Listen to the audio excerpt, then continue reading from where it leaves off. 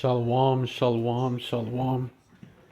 I want to give all praises to Yahweh, Bahasham, Yahweh Shai, Bahasham, Rakah, Quadash.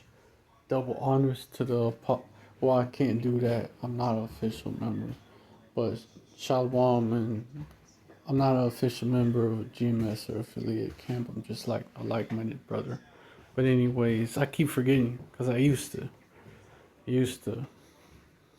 back when you could.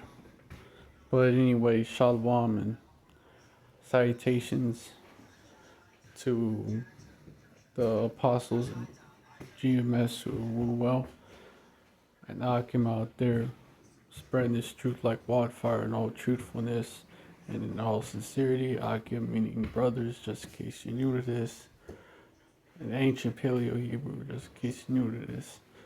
And shalom to the rest of the hopeful elect out there. Alright, we got basically what's going on is the president has gone rogue and everybody's tripping out. Like he's going after the Fed now, he's going after Denmark to get Greenland now. I don't know, everybody even Republicans are trying to stop him. And I came across this video. This is what is gonna cause this civil war. This is what is gonna cause the civil war because everybody's like, hold up. So it's basically Trump versus everybody. He even got some Republicans saying we gotta do something about Donald Trump, especially now since Trump is going after the Fed too. That's a no-no. He's going after the Fed chairman Jerome Powell for corruption, but really he's trying to check the Fed, and that's a no-no. The Federal Reserve, that private bank that is ultimately owned by the Rothschilds, that's private shareholders, and is ultimately owned by the Rothschilds. It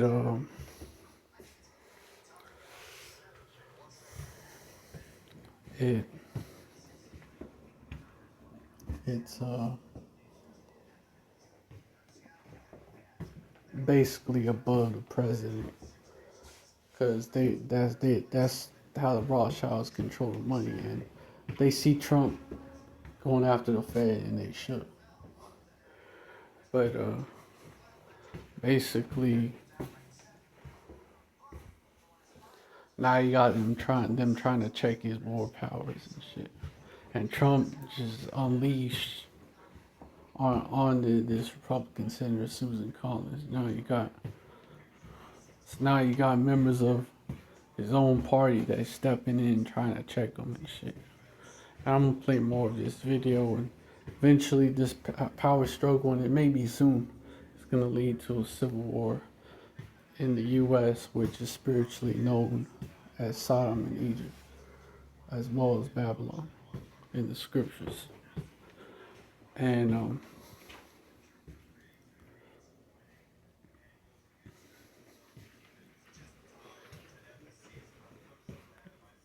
know, matter of fact, I'm gonna play this video. The machinery of war begins to turn whether Congress approves or not. That's why the War Powers Act suddenly matters. That's why Republicans crossed the aisle.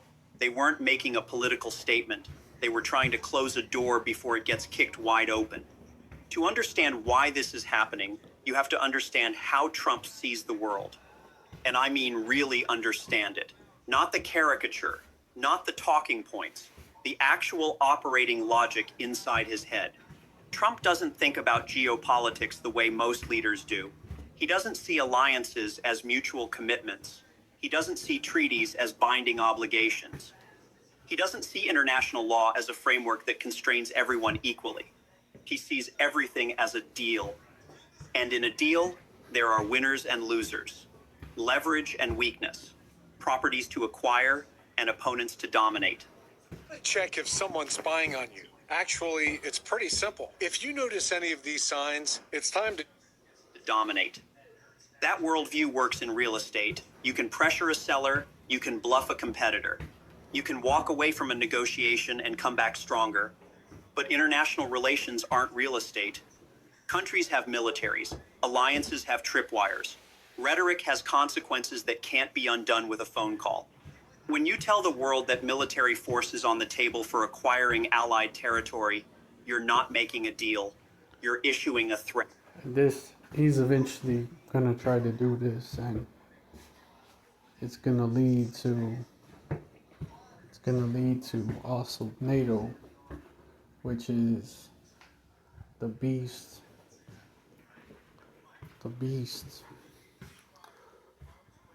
from Revelation.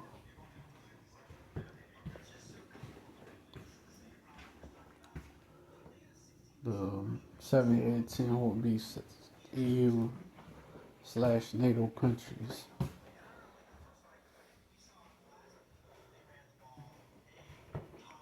Turning on this whore, and it's gonna happen soon. But first, you gotta have this time of Jacob's trouble, and the Civil War is a part of it. Because the tribes, so-called black folks, Latinos, and Native Americans primarily, are gonna be affected big time.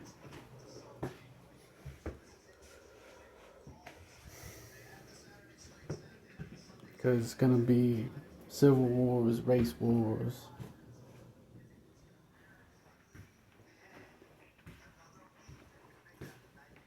You know, all types of wars out here.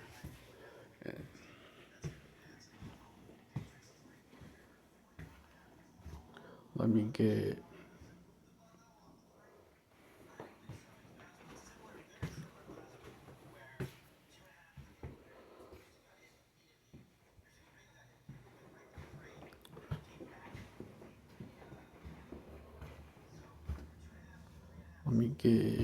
Matthew chapter 24.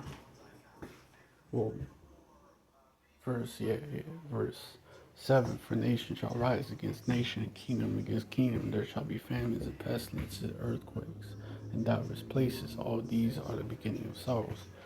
And then let me get Revelation 17 and 16. And the 10 horns which thou sawest upon the beast, these shall hate the whore, and shall make her desolate and naked, and shall eat her flesh and burn her with fire. And then let me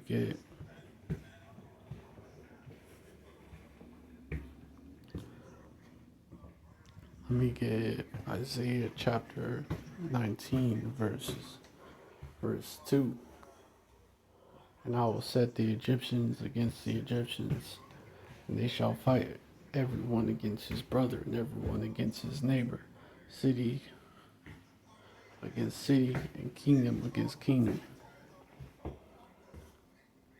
Verse 3, and the spirit of Egypt shall fall in the midst thereof, and I will destroy the counsel thereof, and they shall seek to the idols, and to the charmers, and to them that have familiar spirits, and to the wizards.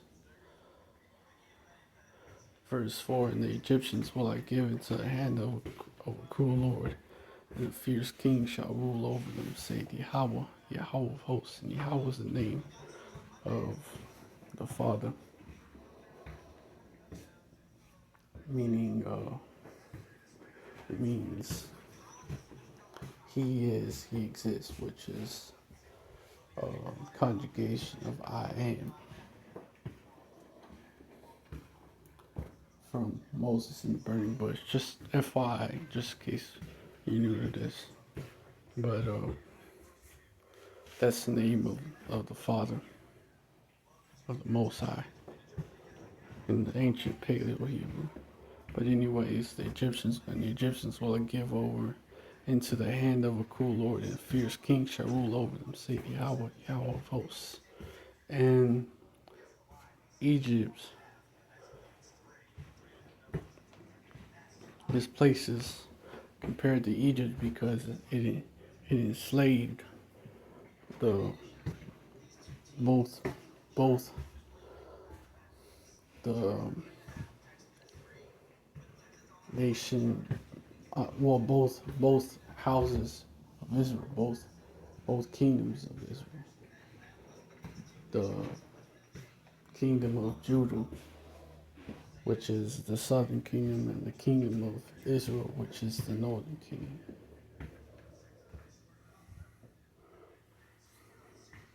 As is written in Jeremiah chapter 50, it's in verse 50, chapter 50, because this place is also known as Babylon, spiritually. Jeremiah 15:33, thus saith Yahweh of hosts, the children of Israel, the children of Judah were oppressed together, and all that took them captives held them fast. They refused to let them go. That didn't happen in ancient Babylon. Just as what I'm speaking in Isaiah chapter 19 did not happen in ancient Egypt. But it's talking about a spiritual Sodom and Egypt, Revelation 11 and 8. And their dead bodies shall lie in the street of the great city, which spiritually is called Sodom and Egypt, where also our Lord was crucified. And in this place, which is, by the way, it's Rome all over again. You could look at it that way too, because it's Rome all over again. The Lord was crucified under the Roman Empire. You could look at it that way as well. And empires, people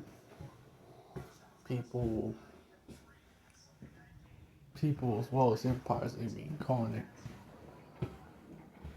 There's no new thing under the sun. That's talking about that. But which I've explained in other videos. But anyways, spiritually, it's called Sodom and Egypt. Was promoted here. Homosexuality, Sodom was known for that.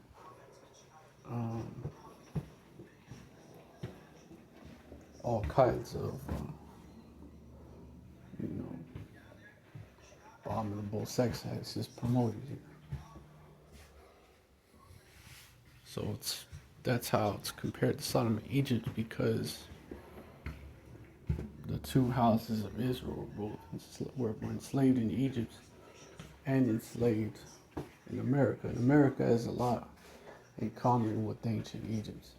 You got a city called Memphis on the Mississippi River, which is the main river of the U.S., the largest river, the Mississippi. And it's that main river going through the central part of the U.S., just like the Nile goes through the central part of Egypt. And you have a city called Memphis, right on the river.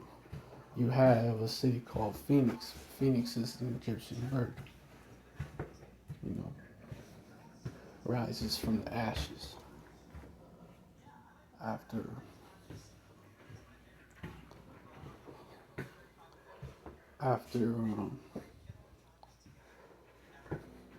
it gets destroyed. Well, after it gets destroyed by fire. I think that's how it goes. And these are major cities. And you have an area of Illinois, southern Illinois, that is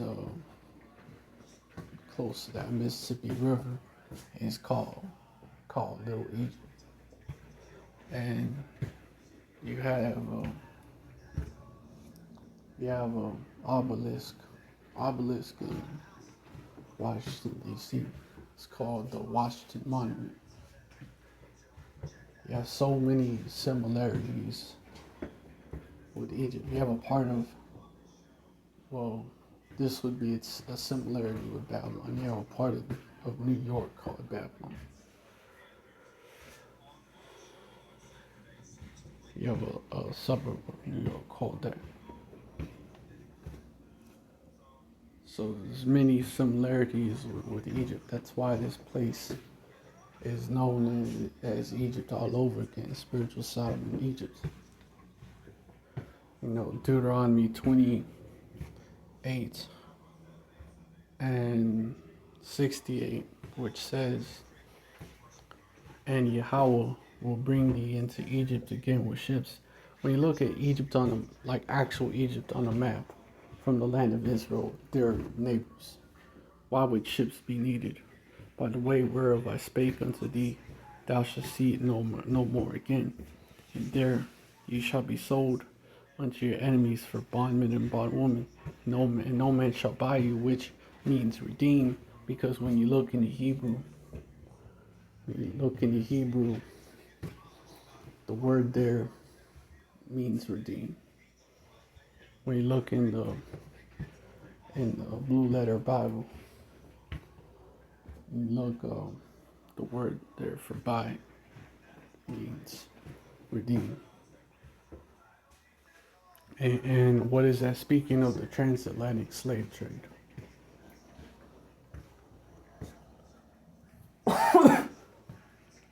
And then a precept to that is in Joel chapter 3. Joel chapter 3.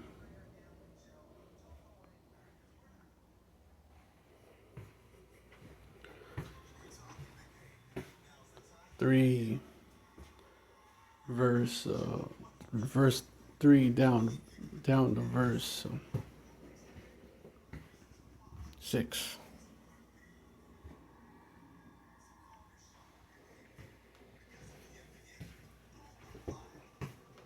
Where it also talks about it. And they have cast lots for my people, and have given a boy for an harlot, and sold a girl for wine, that they might drink. Verse 4, yea, what have ye to do with me, O Tyre and Sidon, and all the coasts of Palestine? Were ye talking about the sons of Ham, particularly the sons of Canaan, which those will be today your indigenous Africans, and all the coasts of Palestine? Will ye? Because basically, the house of Judah was pushed into the interiors of Africa over time. Majority of them, starting with what happened in 70 AD. There's a whole book on that goes into that, called From Babylon to Timbuktu.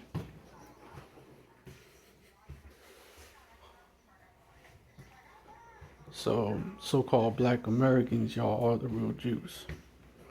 But anyways, yeah, what have ye to do with me, O Tyre and Zidon, and all the coasts of Palestine? Will ye render me a recompense? And if ye recompense me swiftly and speedily, will I return your recompense upon your own heads. Verse 5, because ye have taken my silver and my gold. And that's also spiritually talking about the Israelites, and have carried into your temples my goodly pleasant things. Verse 6, the children also of Judah and the children of Jerusalem have ye sold unto the Grecians. Now, this civilization, Western civilization, right,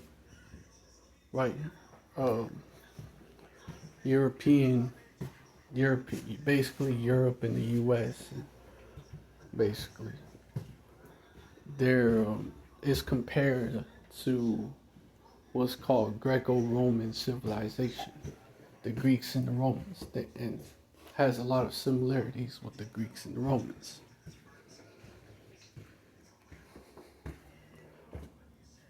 language of law is Latin. Come on. Why Latin? They chose that because they wanted that. It was on purpose. They wanted that similarity with Rome. The buildings, the like Senate, the Capitol building. It looks like it's Greco-Roman design.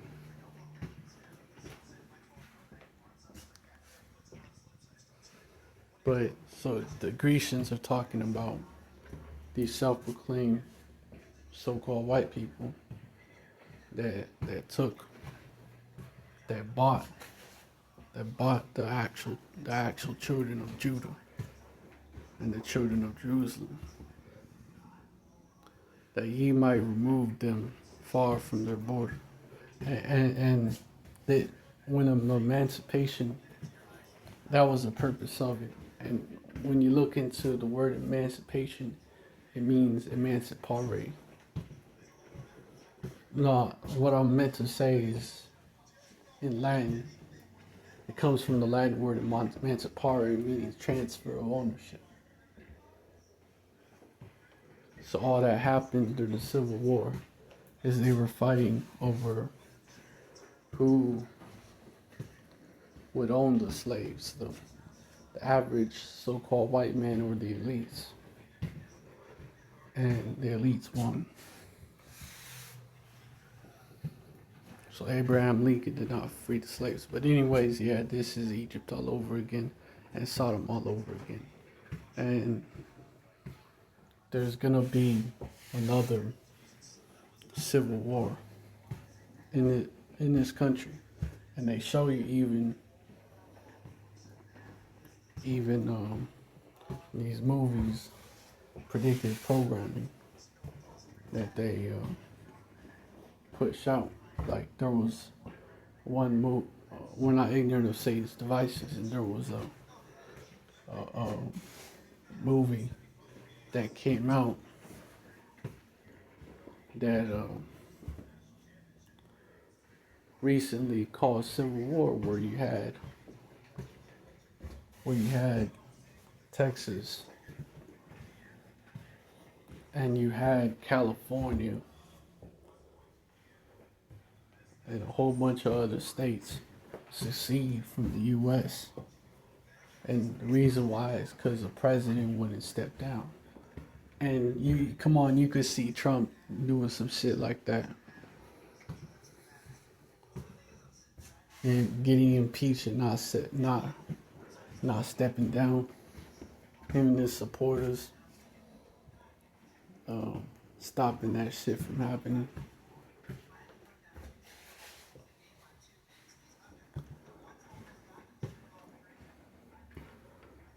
You could see that shit happening, and Trump and his supporters in the states that's behind Trump versus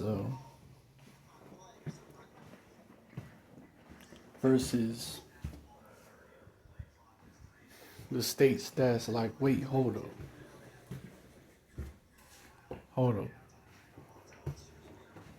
We gotta do something about Trump. And also, like I mentioned earlier, Trump went against the feds, so Trump is really, gone rogue, and maybe,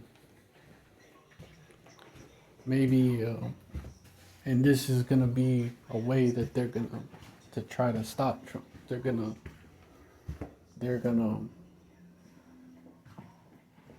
try to stop Trump from taking over. Because Trump has joked a lot about being dictator too, and said, even told people, I'm gonna be dictator on day one, but his supporters didn't give a fuck. They're spellbound.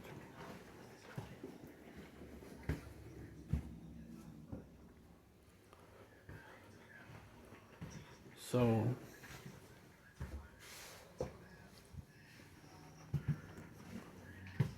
yeah, that civil war is coming soon. because they're gonna try to stop him, and either the impeachment is gonna fail because too much people,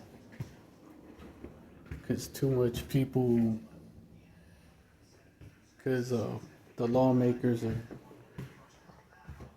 they're not gonna want that smoke from Trump or and his supporters, or they're gonna impeach him in a situation like that is gonna happen, like that I described, where Trump and his supporters back him up. Trump says the deep state is out to get him, and his supporters back him up, and the states that are behind Trump back him up. The Republicans that's loyal to Trump back him up, and the Republicans that's not loyal to Trump, and the Dems try to take him out, but they're not able to. Hey, that could be the meaning of. See, this hey, it's beautiful, man. It's beautiful. It's beautiful the way the Lord got this set up to judge this place. Isaiah 19:4, the Egyptians will I give over into the hand of a cruel Lord, and a fierce king shall rule over them, saith the Lord of hosts. Reading it verbatim now. But when you see the word Lord in especially in all caps, that there's his name there. And in the paleo, that's Yahweh. That's why I say Yahweh of hosts. But yeah, it's beautiful how this place is getting judged. We're seeing the picture come together. Basically, the Most High Yahweh put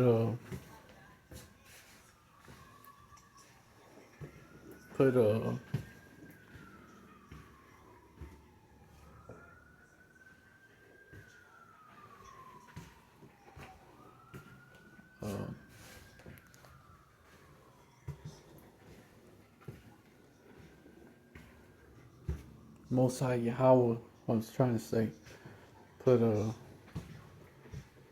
president in office, because ultimately that's the Lord. The elites may pull the strings, but ultimately that's the Lord, man. Put a fierce king over America. That's Trump. And they gonna try to take this dude out, but Trump and his supporters are gonna prevail. They ain't gonna get that dude out.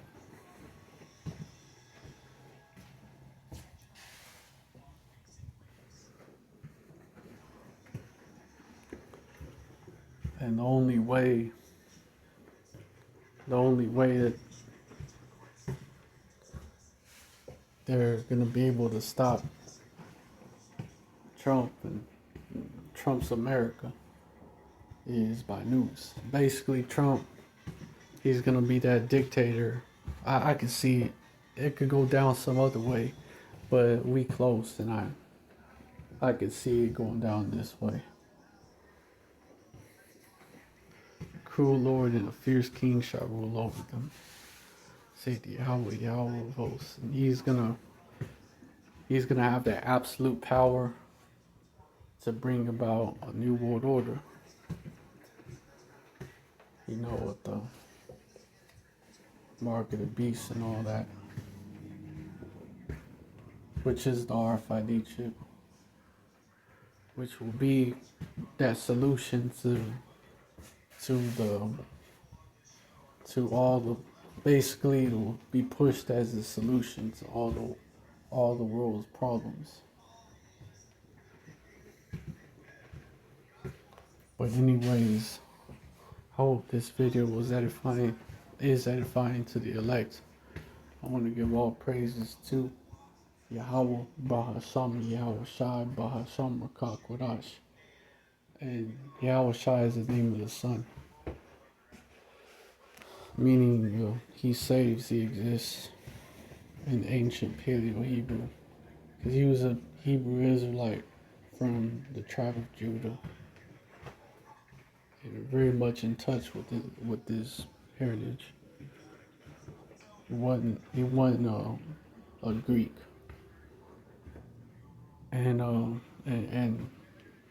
the name Jesus comes from what's really a title, and it's a Greek title. And Christ is a Greek title. That's not his name. And Rakak Kodash means spirit holy in ancient Paleo Hebrew, which was the original Hebrew that the Israelites spoke. But anyways, yeah. Don't, and I want to give I want to give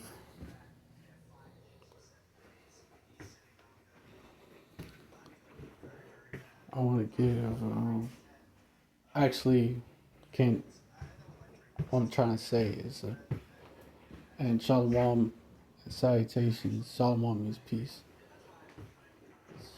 Sounds like, well, it's where shalom comes from. It's where shalom comes from, which means peace. Shalom, salutations, salute, basically, to the apostles and elders out there, the apostles of GMS, and the brothers out there spreading this truth like wildfire. And shalom to the rest of the hopeful elect out there. We're almost out of here. Stay strong. The elect will endure to the end.